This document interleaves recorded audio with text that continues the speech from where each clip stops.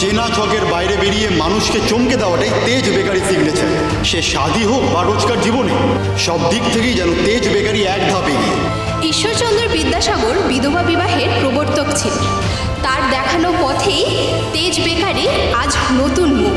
বসু মল্লিক বাড়ির বউ সুধাময়ী বসু মল্লিকের হাত ধরেই বিয়ে হতে চলেছে। বসু মল্লিক বাড়ির বড় মেয়ে, আনন্দে উৎসবে মেতে উঠেছে সবাই। কিভাবে আমি না বলবো এই অনুষ্ঠানে? আমি না বললে যে রিপোর্টারদের সামনে আমাদের ব্যবসা আর আমাদের পরিবারের অসম্মান হবে। চল না, চল।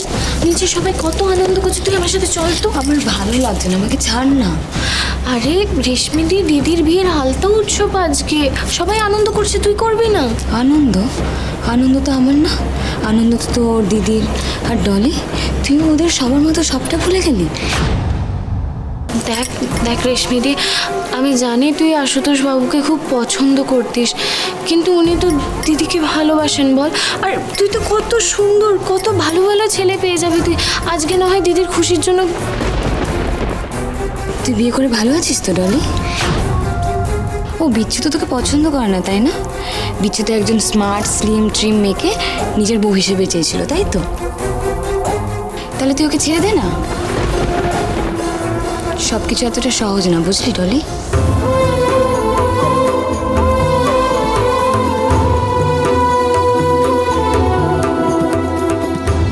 বিচ্ছু স্মার্ট স্লিম বউ চেয়েছিল, সত্যি তো।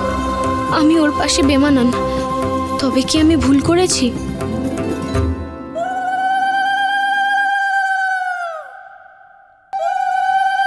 দাঁড়াও।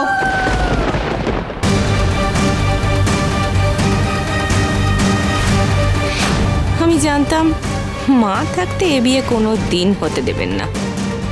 যাক, তবে তীরে এসে তরি ডুবলো। আমি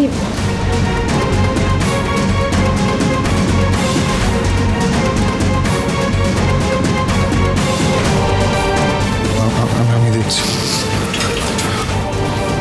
আমি আমার নাতনি কি সুখী করে বাজে না।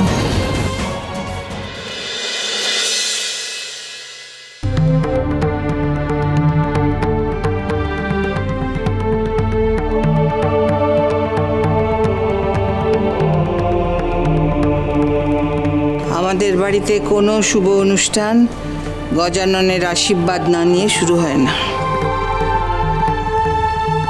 নাও সুধা, শুরু করো আলতা উৎসব।